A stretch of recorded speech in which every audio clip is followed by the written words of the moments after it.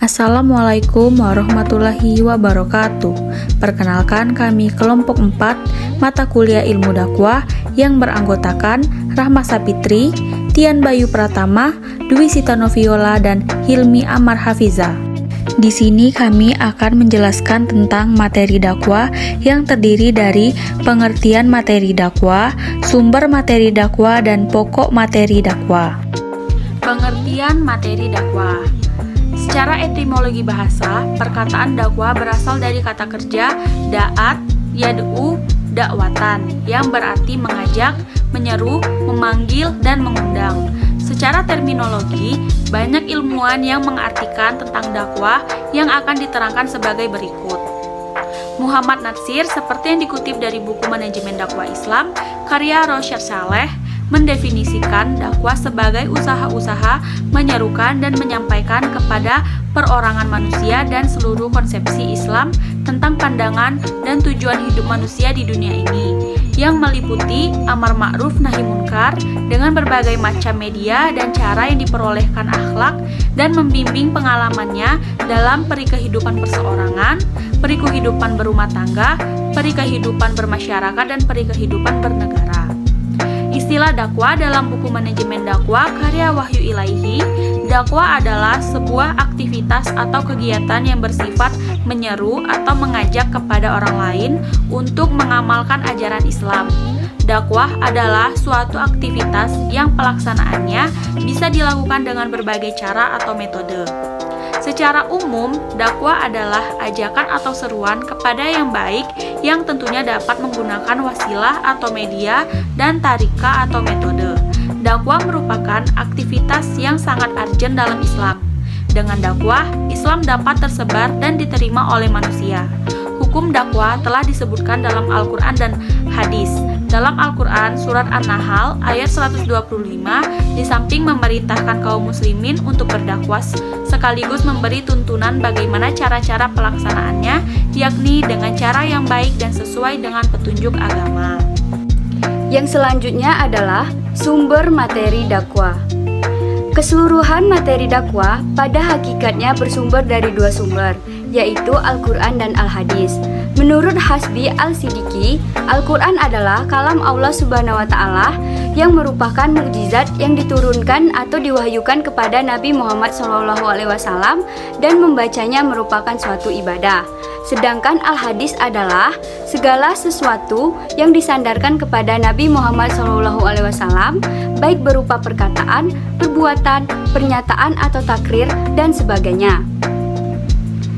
Secara khusus, Al-Quran menjadi nama bagi sebuah kitab yang diturunkan kepada Nabi Muhammad SAW, dan sebutan Al-Quran tidak terbatas pada sebuah kitab dengan seluruh kandungannya, tapi juga bagian ayat-ayatnya juga dinisbahkan kepadanya.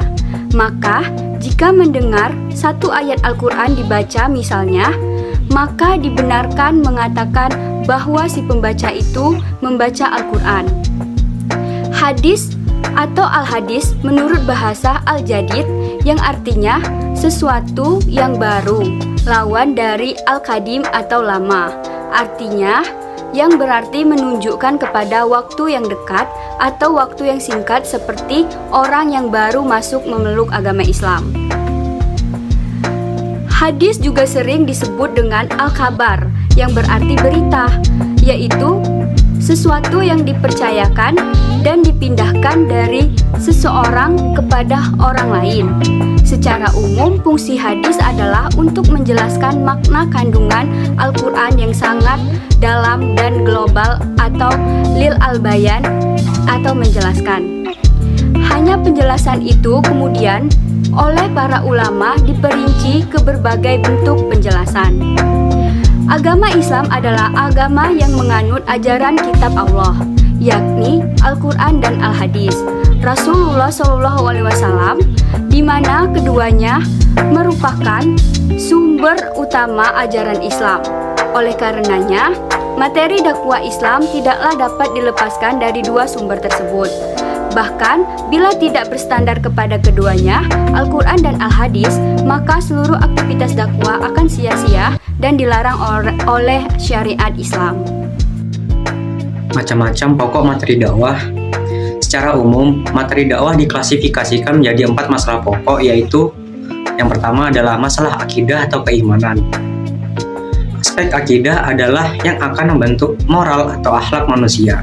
Oleh karena itu, yang pertama kali dijadikan materi dalam dakwah Islam adalah masalah akidah atau keimanan. Kemudian, ciri-ciri yang membedakan akidah dengan kepercayaan agama lain yaitu yang pertama, keterbukaan melalui persaksian atau syahadat. Yang kedua, cakrawala pandangan yang luas dengan memperkenalkan bahwa Allah adalah Tuhan seluruh alam. Yang ketiga, ketahanan antara iman dan Islam atau antara iman dan amal perbuatan. Orang yang memiliki iman yang benar atau hakiki akan cenderung untuk berbuat baik dan akan menjauhi perbuatan jahat. Karena perbuatan jahat akan berkonsekuensi pada hal-hal yang buruk. Iman inilah yang berkaitan dengan dakwah Islam, di mana amar ma'ruf nahi munkar dikembangkan yang kemudian menjadi tujuan utama dari suatu proses dakwah. Yang B, masalah syariah. Materi dakwah yang bersifat syariah ini sangat luas dan mengikat seluruh umat Islam. Di samping mengandung dan mencakup kemaslahatan sosial dan moral, materi dakwah ini dimaksudkan untuk memberikan gambaran yang benar dan kejadian secara cermat terhadap hujjah atau dalil-dalil dalam melihat persoalan pembaruan. Sehingga umat tidak terperosok ke dalam kejelekan, karena yang diinginkan dalam dakwah adalah kebaikan. Selanjutnya ada pokok materi dakwah. Yang ketiga yaitu masalah muamalah. Islam merupakan agama yang menekankan urusan muamalah lebih besar porsinya daripada urusan ibadah. Ibadah dalam muamalah di sini diartikan sebagai ibadah yang mencakup hubungan dengan Allah dalam rangka mengabdi kepada Allah Subhanahu wa Ta'ala. Statement ini dapat dipahami dengan alasan. Yang pertama, dalam Al-Quran dan Al-Hadis mencakup proporsi terbesar sumber hukum yang berkaitan dengan urusan muamalah. Dan yang kedua, ibadah yang mengandung segi kemasyarakatan diberi ganjaran lebih besar daripada ibadah yang bersifat perorangan. Dan yang ketiga, melakukan amal baik dalam bidang kemasyarakatan mendapatkan ganjaran lebih besar daripada ibadah sunnah. Selanjutnya yang keempat yaitu masalah akhlak. Secara etimologis, kata akhlak berasal dari bahasa Arab, jamak dari kuluhun yang berarti budi pekerti, perangai dan tingkah laku atau tabiat. Sedangkan secara terminologi, pembahasan akhlak berkaitan dengan masalah tabiat atau kondisi temperatur batin yang mempengaruhi perilaku manusia. Berdasarkan pengertian ini, maka ajaran akhlak dalam Islam pada dasarnya meliputi kualitas perbuatan manusia yang merupakan ekspresi dari kondisi kejiwaannya. Islam mengajarkan kepada manusia agar berbuat baik dengan ukuran yang bersumber dari Allah Subhanahu wa Ta'ala. Berdasarkan hal tersebut dapat disimpulkan bahwa apa yang menjadi sifat Allah pasti dinilai oleh manusia sehingga harus dipraktikkan dalam perilaku sehari-hari. Sekian presentasi yang dapat kami sampaikan. Jika ada kurangnya mohon dimaafkan.